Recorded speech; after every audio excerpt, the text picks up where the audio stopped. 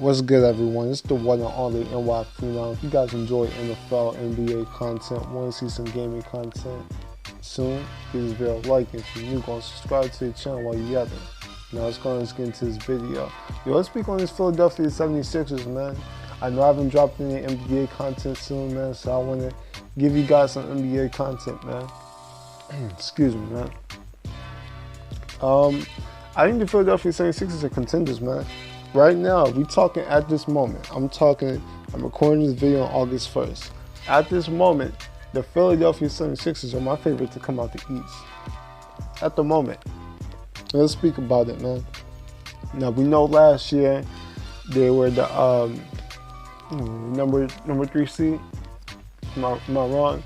I'm not fact checking right now, but they were definitely one of the top teams in the East.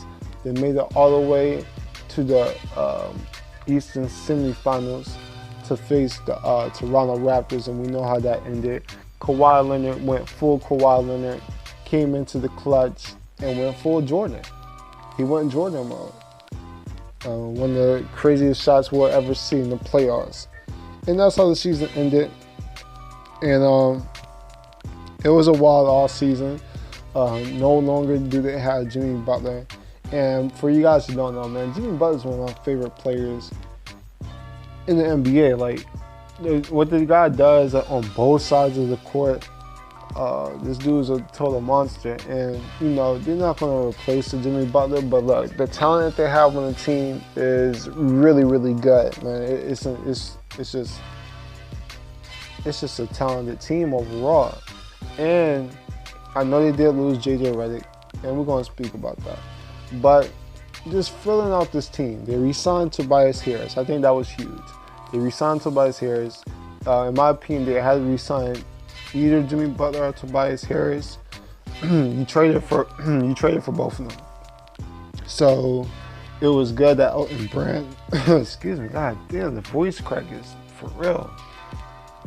I've been recording mad videos, but anyway, Tobias Harris.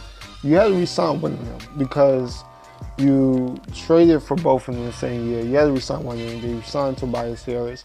Cool. We know that Tobias Harris, he can score the ball. A lot of people just think that he's a spot-up three-point shooter because that's what he did last year. But you got to remember, they had Jimmy Butler, Ben Simmons, and Joel Embiid. All three players who operate in the paint mostly. So they had Tobias is pretty much spotting up for three-pointers. But if you watch Tobias Harris, a lot of his taping with the Clippers and with the Magic and with the Pistons, he can work all over. He can score on all three levels. I mean, there's a reason why he was compared to Carmelo Anthony for a little while. It's because he can work on all three levels. I'm talking about the paint, the mid-range, the pull-up jump shot, the three-point shot, take you off the dribble. He can even slam it on you. I mean, you're going to see Tobias Harris become one of the primary scorers on his team. I mean, besides Joel Embiid, Tobias Harris is going to be that primary scorer on the outside. I mean, Tobias Harris is a scoring monster. He even can post you up. Yeah, Tobias Harris is that dude. Expect him to have a really good season, especially getting used to the system. I mean, he got traded, like I said, he got traded midway through the season. So, you know, he had to, adapt to the offense like that. He had to adapt to the offense like quick. Of course, they still got Ben Simmons. I have been watching the tape of him shooting jump shots, mid-range, fadeaways, three-point shots. I like it. We'll see what happens though. We'll see come preseason if that's what's really good. I like the move for Jordan Richardson. You had to do something, right? Had to make a move.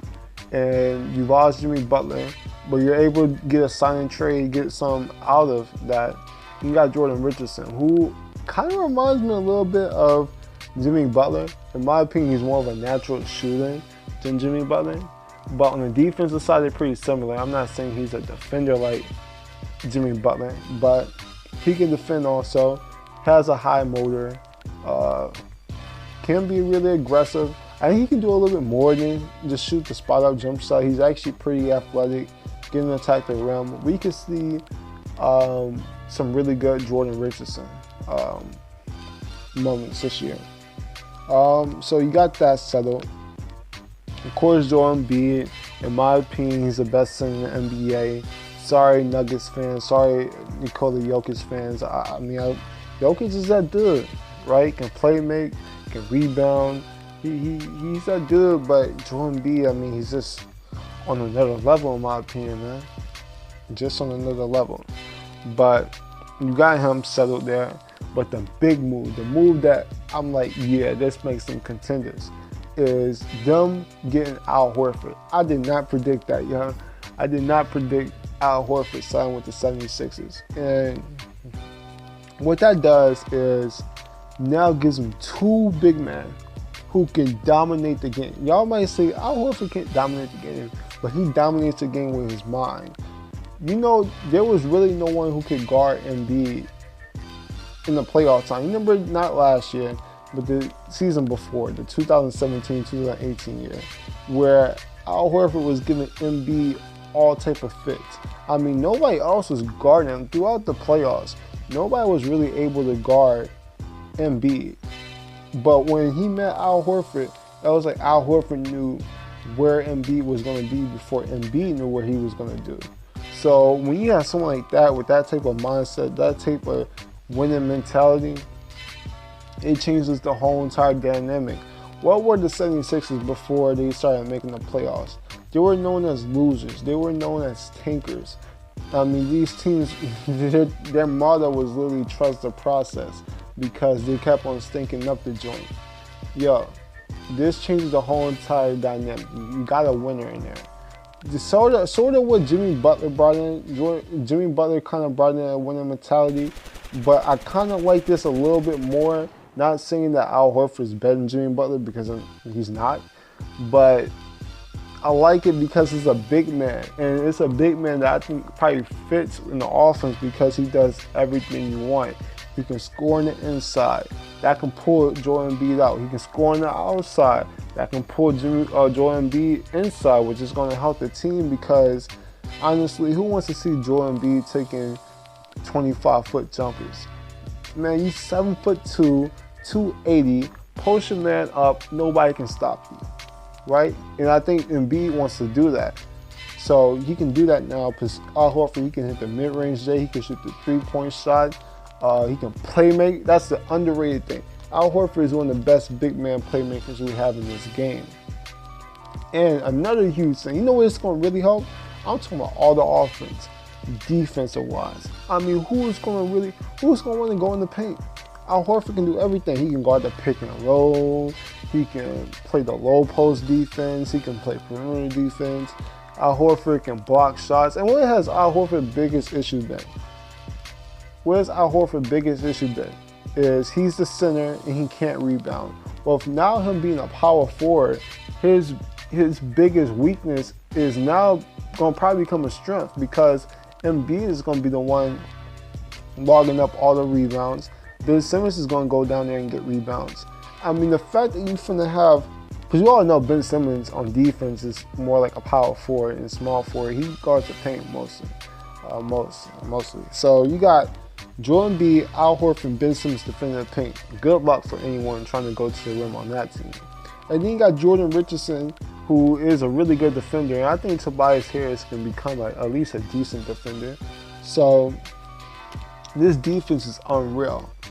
Now, on the bench side of things, personally, if I'm the Sixers, I'm doing everything to go after Andre Iguodala. That just makes the most sense. He started off his career in Philly, and he's getting to the end of his career. Why not just join the team that you started off with, who isn't winning? They're winning. They're a contender team. You just came from the dynasty of the Warriors. Go to another contender team where you finish off your career, and it makes all type of sense, right?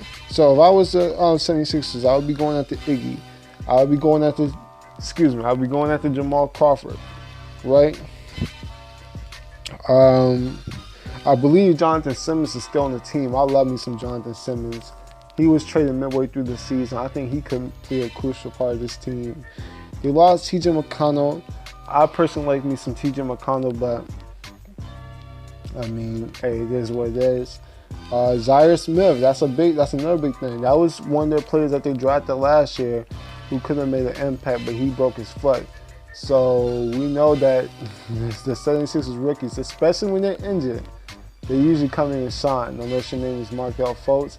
By the way, that's no shade at Markelle Fultz. I know you're over there, you making fun of look, Markelle Fultz, I'm still a big Markelle Fultz fan.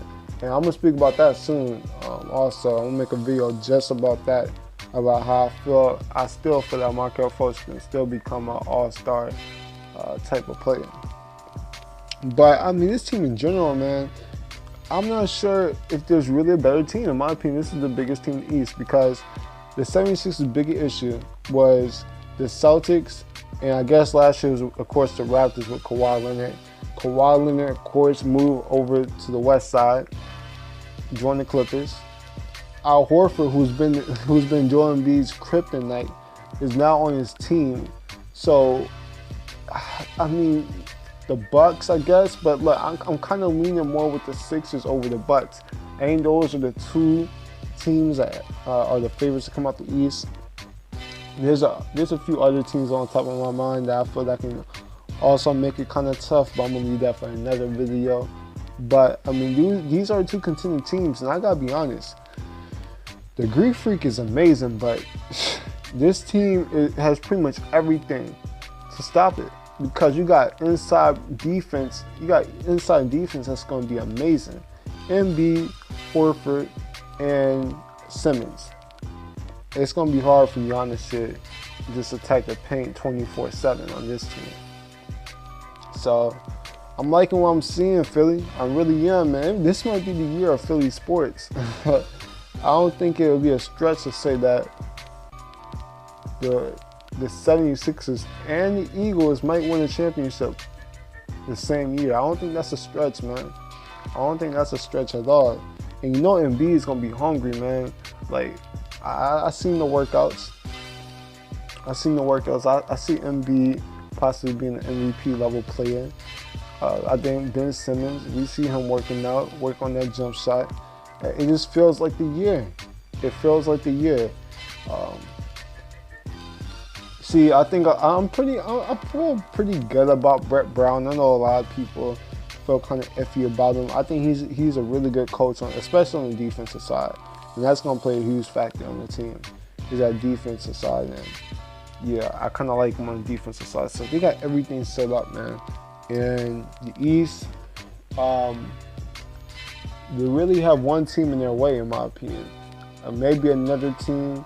But really, the Bucks are like the main team that's gonna try to get in their way, and I feel that they have all the ingredients to beat the Bucks. But we'll see, man. I mean, NBA season's still a little far away. I mean, we still haven't made it into NFL preseason. I believe tonight is the Hall of Fame game, so you know the NBA season don't pop off until like the week 6 or week 7 of the NFL season. So yeah, man. I'm kind of excited for the 76ers team, man. But Philly fans, how you guys feel about it? Do you feel that this team is a real contender? Are you guys high on this team like I am? Because I'm high on this team, man. I really am. But that's pretty much all I really got spit today, man. That's all I really got spit, man. If you guys enjoy NFL, NBA content, want to see some more gaming content, give this video a like. If you're new, go and subscribe to the channel while you get it. I'm the Phenomenal One, and I'm out. Deuces.